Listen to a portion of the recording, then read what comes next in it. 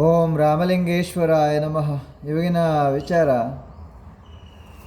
ನಾವು ಒಂದು ದೇವಸ್ಥಾನಕ್ಕೆ ಹೋದಾಗ ದೇವರಿಗೆ ಕೈ ಮುಗಿದು, ದೇವರೇ ನನಗೆ ಇದನ್ನು ಮಾಡಿಕೊಡು, ಅದನ್ನು ಮಾಡಿಕೊಡು, ಹಾಗೆ ಒಂದು ಗೌರವವನ್ನು ಸಲ್ಲಿಕೆ ಮಾಡ್ತೀವಲ್ವ.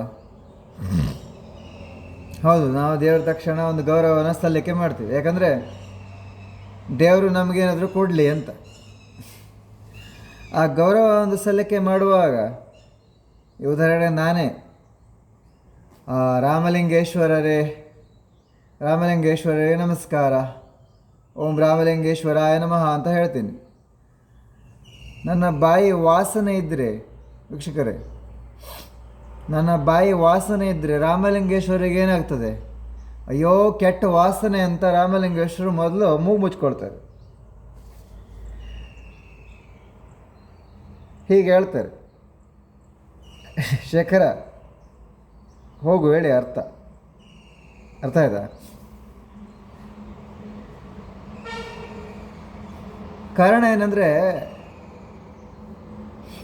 ಅವರು ಜೀವಂತವಾಗಿ ಅಲ್ಲಿ ಕೂತಿದ್ರೆ ಅವರು ಮೂಗು ಮುಚ್ಕೊಂಡು ಕೈ ಹಿಂಗೆ ಮಾಡ್ಬೋದು ಅಲ್ವಾ? ಅದೇ ಅವ್ರದ್ದು ಲಿಂಗ ಅಥವಾ ಅವ್ರದ್ದು ಒಂದು ಮೂರ್ತಿ ಹೀಗೆ ಕೂತ್ಕೊಂಡಿದ್ರೆ, ಕಣ್ಣು ಬಿಟ್ಕೊಂಡಿದ್ರೆ ಅವ್ರು ಏನೂ ಹೇಳಲ್ಲ, ಸುಮ್ಮನೆ ಇರ್ತಾರಲ್ವ. ಅದು ಕಲ್ಲಾಗಿರೋದ್ರಿಂದ ನಮ್ಗೆ ಗೊತ್ತಾಗಲ್ಲ ಅವ್ರು ಏನು ಹೇಳಿರ್ತಾರೆ, ಅವರಿಂದ ಯಾವ ರೀತಿ ನಮಗೆ ರಿಯಾಕ್ಷನ್ ಸಿಕ್ಕಿರುತ್ತೆ ಅಂತ. ನಾನು ಇದನ್ನು ಯಾಕೆ ನಿಮಗೆ ಹೇಳ್ತಾ ಇದ್ದೀನಿ ಅಂದರೆ, ವೀಕ್ಷಕರೇ, ನಮ್ಮ ಹೊಟ್ಟೆ ಒಳಗೆ ಗಲೀಜಿಟ್ಕೊಂಡು, ನಮ್ಮ ಮನಸ್ಸನ್ನು ಗಲೀಜಿಟ್ಕೊಂಡು, ನಮ್ಮ ಬಾಯನ್ನು ಗಲೀಜಿಟ್ಕೊಂಡು ನಾವು ಯಾವ ದೇವಸ್ಥಾನಕ್ಕೆ ಹೋಗಿ ಏನು ಬೇಡ್ಕೊಂಡ್ರೂ ಯಾವುದೇ ರೀತಿಯ ಪ್ರಯೋಜನ ಸಿಗೋದಿಲ್ಲ ಅಂತ ಈ ಮಾತಿನ ಅರ್ಥ, ವೀಕ್ಷಕರೇ. ಅರ್ಥ ಆಯ್ತಾ? ಯಾಕಂದ್ರೆ ನಾನು ಈಗ ತೋರ್ತೀನಿ ಒಂದೊಂದೇ ವಿಚಾರ. ನೋಡಿ, ನಾನು ಕೆಲವೊಮ್ಮೆ ಹೇಳಿದ್ದೆ, ಉಪ್ಪು ತಿಂದರೆ ನಮ್ಮ ಆರೋಗ್ಯಕ್ಕೂ ಸಮಸ್ಯೆ, ನಮ್ಮ ದೇಹಕ್ಕೂ ಸಮಸ್ಯೆ, ಹಾಗೆ ನಮ್ಮ ಹತ್ರ ಇರುವಂತಹ ಪ್ರಾಣಿ ಪಕ್ಷಿ ಮನುಷ್ಯರಿಗೂ ಕೂಡ ಸಮಸ್ಯೆ ಅಂತ ಹೇಳಿದೆ ನಿಮಗೆ. ಯಾಕೆ ಗೊತ್ತಾ? ನಾವು ಆಹಾರದಲ್ಲಿ ಉಪ್ಪು ಹಾಕ್ಕೊಂಡು ಆಹಾರವನ್ನು ಸೇವನೆ ಮಾಡಿದಾಗ ನಾವು ತಿಂದ ಆಹಾರ ಎಲ್ಲ ವಿಸರ್ಜನೆ ಆಗಿ ಹೋಗುತ್ತದೆ. ಆದರೆ ಉಪ್ಪಿನ ಅಂಶ ಮಾತ್ರ ನಮ್ಮ ದೇಹದೊಳಗೆ ಹಾಗೆ ನಮ್ಮ ಹೊಟ್ಟೆ ಒಳಗೆ ಉಳ್ಕೊಂಡು ಬಿಡ್ತದೆ. ಅದು ಎಲ್ಲೂ ಹೋಗೋದಿಲ್ಲ. ಅದು ಅರ್ಥ ಆಯ್ತಾ? ಅದು ಸ್ಟೋರೇಜ್ ಆಗ್ತದೆ. ನಮ್ಮ ದೇಹದಲ್ಲಿ ಸ್ಟೋರೇಜ್ ಆಗೋದೇ ಉಪ್ಪು. ಯಾಕಂದರೆ ಅದು ನೀರಿನ ಅಂಶ ಆಗಿರೋದ್ರಿಂದ. ಅರ್ಥ ಆಯ್ತಾ? ಆಹಾರ ಯಾವುದೇ ನೀರಿನ ಅಂಶ ಆದರೂ ಕೂಡ ಅದು ಜೀರ್ಣ ಆಗಿ ಹೋಗುತ್ತದೆ, ಗ್ರಹಿಸಿದ್ದೇನೆ ನಾನು. ಉಪ್ಪು ಮಾತ್ರ ಜೀರ್ಣ ಆಗೋದಿಲ್ಲ. ಉಪ್ಪು ಹೊಟ್ಟೆ ಒಳಗೆ ಉಳ್ಕೊಳ್ತದೆ. ಅದನ್ನೇ ನೀವು ಗ್ರಹಿಸಬೇಕು ಅಂದರೆ ಒಂದು 2-3 ಲೀಟ್ರ್ ಒಂದೇ ಸಾರಿ ನೀರು ಕುಡ್ಕೊಂಡು ಒಂದು ಕಡೆ ಒಂದು ಚಿಕ್ಕ ಪಾತ್ರೆ ತಗೊಂಡು ಎಲ್ಲ ಹೊಟ್ಟೆ ಖಾಲಿ ಮಾಡಿ, ಹೀಗೆ ಸರಿನಾ?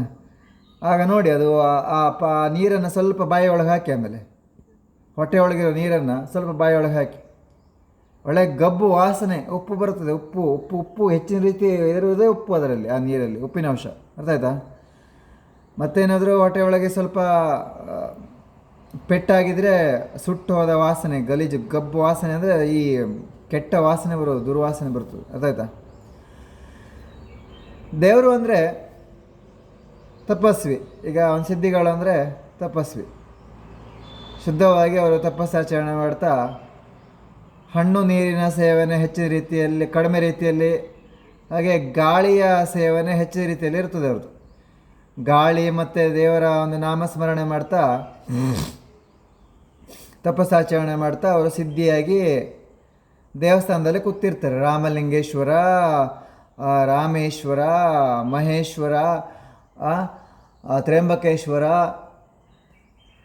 ಇನ್ನಿತರ ಹಲವಾರು ದೇವರುಗಳು ಅಲ್ವಾ? ಅವರೆಲ್ಲ ತಪಸ್ಸಾಚರಣೆ ಮಾಡಿನೇ ದೇವರಾಗಿರೋದು. ಅಂದರೆ ಅವರು ಅಷ್ಟು ಶುದ್ಧವಾಗಿರ್ತಾರೆ. ಗಾಳಿ ಸೇವನೆ ಮಾಡಿಕೊಂಡೇ ಇರ್ತಾರೆ. ಗಾಳಿಯನ್ನು ಆಹಾರವಾಗಿ ಸೇವನೆ ಮಾಡಿಕೊಂಡೇ ದಿನವನ್ನು ಕಳೆದವರು ಅವರು. ಹಣ್ಣು ನೀರನ್ನು ಸೇವನೆ ಮಾಡಿಕೊಂಡೇ ಅವ್ರ ದಿನವನ್ನು ಕಳೆದವರು. ಹಾಗಾಗಿ ಅವರಿಗೆ ನಾವು ದೇವರು ಅಂತೀವಿ, ಕೈ ಮುಗಿತೀವಿ, ಆಶೀರ್ವಾದ ತೊಗೊಂಡು ಬರ್ಲಿಕ್ಕೆ ಹೋಗ್ತೀವಿ ಅಲ್ವಾ? ನಮಗೆ ಅವರಿಂದ ಸರಿಯಾದ ಆಶೀರ್ವಾದ ಸಿಗಬೇಕು ಅಂದರೆ, ದೇವರಿಂದ ನಮಗೆ ಸರಿಯಾದ ಆಶೀರ್ವಾದ ಸಿಗಬೇಕು ಅಂದರೆ ನಾವು ನಮ್ಮ ಹೊಟ್ಟೆ ಹಾಗೆ ನಮ್ಮ ಮನಸ್ಸು ನಮ್ಮ ಬಾಯಿ ಎಲ್ಲ ಶುದ್ಧವಾಗಿ ಇಟ್ಕೊಂಡೇ ಹೋಗಬೇಕು. ಇದರ ಅರ್ಥ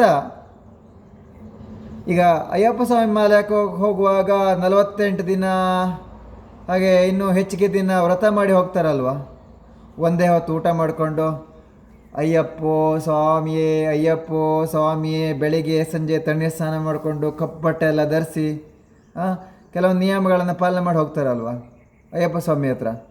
ಇಲ್ಲ ಅಂದರೆ ಅಯ್ಯಪ್ಪ ಸ್ವಾಮಿಗೆ ಸಿಟ್ಟು ಬರ್ತದೆ. ಹೀಗೆಲ್ಲ ಇದೆ ತಾನೆ ನಿಯಮಗಳು. ಹಾಗೆ ಎಲ್ಲ ದೇವರುಗಳಿಗೂ ಹಾಗೇ ಇದೆ ನಿಯಮಗಳು, ಹಾಗೇ ಇದೆ ಪದ್ಧತಿಗಳು. ಆದರೆ ಇವತ್ತಿನ ದಿನ ಆ ಪದ್ಧತಿಗಳನ್ನು ನಿಯಮಗಳನ್ನು ಪಾಲನೆ ಮಾಡಲಿಕ್ಕೆ ನನಗೂ ಸೇರಿಸಿ ಹೇಳ್ತೀನಿ, ನಮಗೆ ನಿಮಗೆ ಎಲ್ಲ ಸಮಯ ಸರಿಯಾಗಿಲ್ಲ. ಯಾಕಂದರೆ ಯಾವುದೋ ಕೆಲಸ ಮಾಡ್ತೀವಿ, ಏನೋ ತಿಂತೀವಿ, ಆಮೇಲೆ ರೋಗ ಬಂತು, ಉಸಿರಾಡೋ ಸಮಸ್ಯೆ ಬಂತು, ಏನೋ ಆಯ್ತಂದರೆ ಹಾಸ್ಪಿಟ್ಲಿಗೆ ಹೋಗ್ತೀವಿ, ಅಲ್ಲಿ ಹೋಗ್ಬೇಕು ಇಲ್ಲಿ ಹೋಗ್ಬೇಕು ಅಂತ ಗೊತ್ತಾಗಲ್ಲ ನಮಗೆ. ಗೊತ್ತಾಯ್ತಾ? ಯಾಕಂದರೆ ಅದನ್ನು ಗ್ರಹಿಸೋ ಶಕ್ತಿ ಇದ್ರೆ ತಾನೇ ಗೊತ್ತಾಗಕ್ಕೆ ಇವತ್ತಿನ ದಿನ. ಆಮೇಲೆ ಹಾಸ್ಪಿಟ್ಲಿಗೆ ಹೋಗಿ ನಿನಗೆ ಅದಾಗಿದೆ ಇದಾಗಿದೆ ಹಾಗಾಗಿದೆ ಹೇಗಿದೆ, ಅಲ್ಲೊಂದು 4 ಲಕ್ಷ ಸುರಿತಾರೆ. ಕೆಲವರು ದುಡ್ಡಿದ್ದವರು ಸುರ್ಕೊಳ್ತಾರೆ, ಖರ್ಚು ಮಾಡ್ಕೊಳ್ತಾರೆ. ದುಡ್ಡು ಇಲ್ದಿದ್ದವ್ರು ಏನು ಮಾಡ್ತಾರೆ, ದೇವರೇ ಗತಿ ಅಂತ ದೇವಸ್ಥಾನಕ್ಕೆ ಅಲ್ಲಿ ಇಲ್ಲಿ ಹೋಗಿ ಯಾರ ಥರ ಹೋಗಿ ದೇವರೇ ಅಂತ ಕರೆದ್ರೆ ದೇವರು ಸರಿ ಮಾಡೇ ಮಾಡ್ತಾರೆ.